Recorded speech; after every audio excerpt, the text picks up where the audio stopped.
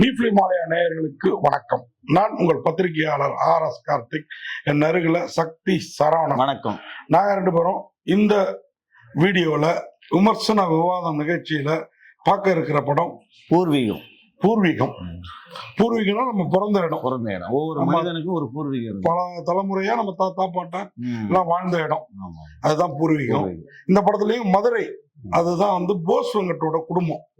அதுக்கு மதுரை மண் தான் பூர்வீகமா இருக்குது. மதுரை பக்கத்துல ஒரு கிராமம்னு வச்சுக்கோங்களேன். சோழம் வந்தா நல்லா இருக்குல்ல, அந்த மாதிரி. சங்கிலி முருகன் தான் அவரோட அப்பா. போஸ் வெங்கட்டோட பையன் கதிர்னு ஒரு புதுமுகம். இந்த கதிர் என்ன பண்றாப்லன்னா படிக்கிறாப்ல நல்லா. கதிர் நான் கூட அதான் நினைச்சேன். அவர் இல்ல, படம் பார்த்த பிறகுதான் தெரிஞ்சது அந்த கதிர் இல்ல.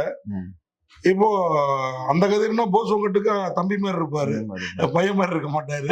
ஒருவேளை ஓல்டு கப் கிட்ட போய் தான் போட்டோம்னா மாத்தலாம். இப்போ இந்த கதிரை நல்லா படிக்க வைக்கிறாப்புல போஸ் வெங்கட்டு. நில புலன்கள் எல்லாம் வித்து சிட்டிக்கு அனுப்புறாப்புல. தன் பையன் நல்லா படிச்சு பெரிய ஆளா வரணும்ட்டு.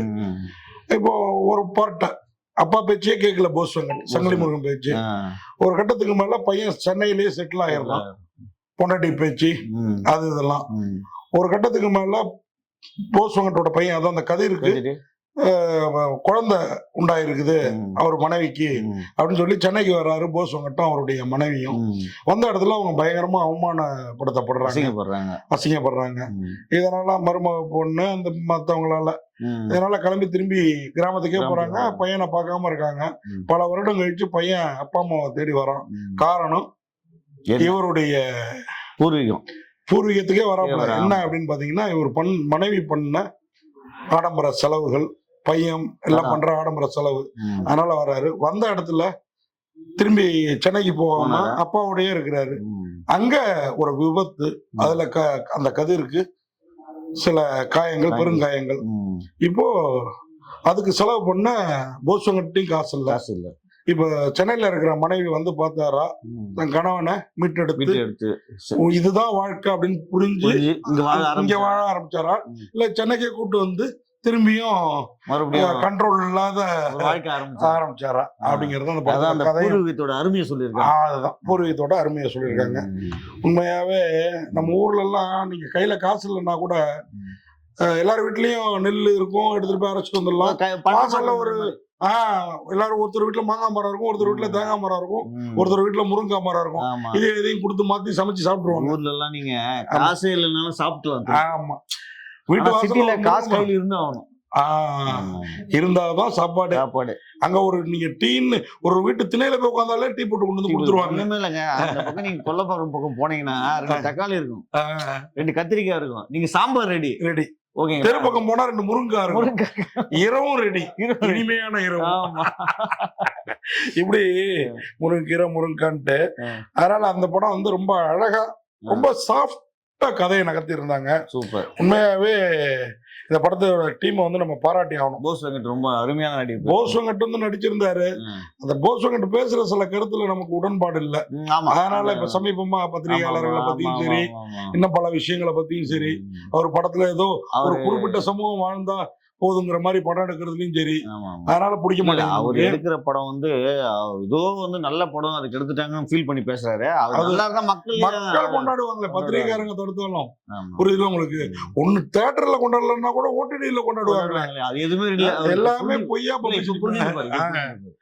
அதாவது இந்த இளைய சமுதாயத்திற்கு விவசாய கிராமங்களுடைய மகிமையை சொல்ற மாதிரி இந்த படம் அமைஞ்சிருக்கு. ஆமா, இந்த படத்தை பிரெயின் டச் பிலிம் ஃபேக்டரி சார்பில் டாக்டர் R முருகானந்த் அவர் தான் தயாரித்து இருக்கிறாரு. சூப்பர். இந்த படத்தை எழுதி இயக்கி இருக்கிறார் G கிருஷ்ணன். சூப்பர். இதுல அறிமுக நடிகர். இல்ல இந்த பூர்வீகத்தை சொல்லியிருக்காருன்னா பெரிய விஷயம். நமது விவசாயம், நம்மளுடைய பூர்வீகம், கூட நம்ம அப்பா அம்மா அவங்களுடைய கிராமம், நம்ம பூர்வீகத்தை போட்டு பாதுகாத்தோம். கொஞ்சம் சிட்டிக்கு வந்துட்டா கூட, ஆனா நம்ம பிள்ளைங்களுக்கு எல்லாம் அப்படி ஒரு ஊரே தெரியாத லெவல்ல இங்க போறதுன்னா அவங்களுக்கு இதுதான் பூர்வீகம். குலதெய்வம் கோயிலுக்கு போறப்ப மட்டும் இதெல்லாம் நம்ம சொந்தம்னா ஏத்துக்க மாட்டேங்குது. அப்பாவோட பூர்வீகம் பாத்துட்டு போவாங்க. அதுதான் இதுல வந்து கதிர் அவர் தான் அறிமுக நடிகர், மியாஸ்டி அவங்க தான் ஹீரோயின், போஸ் வெங்கட், சங்கிலி முருகன், இளவரசெல்லாம் அந்த கேரக்டராவே வாழ்ந்திருக்கிறாரு. இந்த வாரம் 2-3 படத்துல இளவரசர் இருக்காரு, எல்லாத்துக்குமே நல்லா நடிச்சிருக்கிறாரு. OST Sekar, Susan, C Ranjani எல்லாமே நல்லா பண்ணிருக்காங்க. இந்த படத்துல ஒளிப்பதிவு விஜய் மோகனோட ஒளிப்பதிவு இந்த கிராமத்தோட அழகா அவைலபிள் லைட்ல பெரும்பாலும் அழகா பதிவு செய்திருக்கு. அது மாதிரி சிட்டிக்கும் கிராமத்துக்கும் அந்த வித்தியாசங்கள் எல்லாம் அழகா காட்டி இருக்குது. சாணக்கியாவோட மியூசிக், என்ன சங்கர் கே அவருடைய படத்தொகுப்பு இன்னும் கொஞ்சம் ஃபாஸ்டா இருந்திருக்கலாம். அது மாதிரி ஏகாதசியோட பாடல் வரிகள் எல்லாமும் நம்ம கிராமிய மனம் கவழ ஒரு இளையராஜா மியூசிக் கேட்ட மாதிரி சில பாடல்கள் இருக்குது. இந்த படத்துக்கு செல்வம் ஜெயசீலன் அவங்கதான் வந்து கலை இயக்கம். உண்மையா அந்த ஆர்ட் டைரக்ஷன் ஒரு படத்துல வந்து முக்கியமான பார்ட்டு. அவ்வளவு உழைக்கிறாங்க தலைவர். நான் சமீபமா ஒரு படத்துக்கு ஷூட்டிங் போயிருந்தேன். ஒரு தியேட்டர் செட்டப் கொண்டு வந்து வச்சாங்க. படம் பேர் வேண்டாம், தியேட்டர் செட்டப் வச்சாங்க. கொண்டு அப்படியே அந்த ஒரு மினியேச்சர் செஞ்சிருந்தாங்க. அது ஒரு அல்ட்ரா மாடர்னா. எவ்வளவு வேலை தெரியுமா? ஒரு ஷாட்டுக்கும் நம்ம வந்து ஈஸியா ஒரு வரியில படத்தை நல்லா இருக்கு நல்லா இல்லைன்னு சொல்லிடுறோம். அவ்வளவு கஷ்டப்படுறாங்க கேமராமேன்ல இருந்து. அதாவது லாங் ஷாட் ஒண்ணு, சைடு ப்ரொஃபைல்ல ஒண்ணு, க்ளோஸ்அப்ல ஒண்ணு, இத்தனை இருக்கிறாங்க ஒரே சீனுக்கு. எது நல்லா வருதோ அந்த சீன்ல கட் பண்ணி போறது, எதை எப்ப வைக்கிறதுங்கிறத பிளான் பண்ணி. அதனால சொல்றேன் கலை இயக்கத்தெல்லாம். சோ இப்படி எல்லாருமே நல்லா பண்ணிருக்கிறாங்க. அதாவது இந்த படத்தை வந்து அதான் நான் ஏற்கனவே சொல்லிட்டேன் இல்லைங்களா, அவங்க தான் தயாரிச்சிருக்கிறாங்க. Muruganand, doctor R Muruganand. உண்மையா பிரெயின் டச் பிலிம் ஃபேக்டரி நம்ம பிரெயினை டச் பண்ணுதோ இல்லையோ மனசை டச் பண்ணிடுது. சூப்பர். அந்த விதத்துல இந்த பூர்வீகம் உண்மையா நம்ம பூர்வீகங்களை கொண்டாடிய தவறியவர்களை கொண்டாட வைக்கிற படம். ஒரு பூர்வீகமான படம். பூஜிக்க வேண்டிய படம். நன்றி, வணக்கம். இந்த வீடியோ உங்களுக்கு பிடிச்சிருந்தா லைக் பண்ணுங்க, கமெண்ட் பண்ணுங்க, ஷேர் பண்ணுங்க, சப்ஸ்கிரைப் பண்ணுங்க.